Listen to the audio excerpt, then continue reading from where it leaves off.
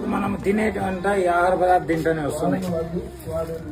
ఇది అయితే very very dangerous. దీంట్లో కానీ ఒక నెల రోజులు పార్సల్ తీసుకొచ్చి తింటే ఖచ్చితంగా మనకి క్యాన్సర్ వస్తుంది.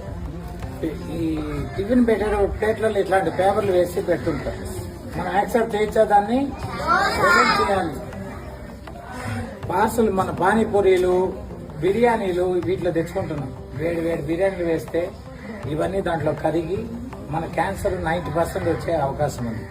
మనం ఇంకా ఎక్కువ తాగేది ఇక్కడ కూల్ డ్రింక్ బాటిల్ ఇక్కడ దీంట్లో కూల్ డ్రింక్. అదే విషాన్ని ఇంకొక విష పాత్రలో వేస్తాం ఈ కంటైనర్లో.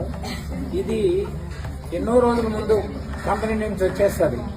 చాలా రోజులు స్టాగ్నేట్ అయ్యి ఈ ప్లాస్టిక్ కూడా కరిగి ఆ కూల్ డ్రింక్లో ఉండి మనకు చాలా టేస్టీగా ఉంటుంది కదా, తాగేస్తాం ఫ్యూచర్లో.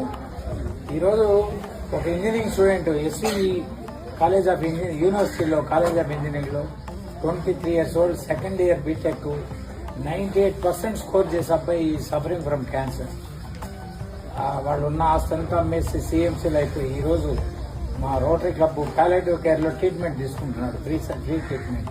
ఇదంతా ఎందుకు వచ్చింది? ఆ యూనివర్సిటీ ప్లాట్ఫామ్లో అంతా ఉండేదంతా ఇవే బిర్యానీ షాపులు, పానీపూరీలు, వాళ్ళు పెట్టించేది ఇట్లాంటి ప్లేట్లలో.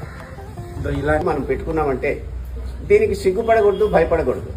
కర్నూలులో ఒక లాయరు తనతోటే ఒక ప్లేట్ ఎప్పుడు పెట్టుకొని ఏ ఫంక్షన్కి వెళ్ళినా ఆయన ఈ ప్లేట్లోనే తింటున్నారని చెప్పేసి ఈ మధ్యకాలంలో వార్తల్లో కూడా నేను చదివాను.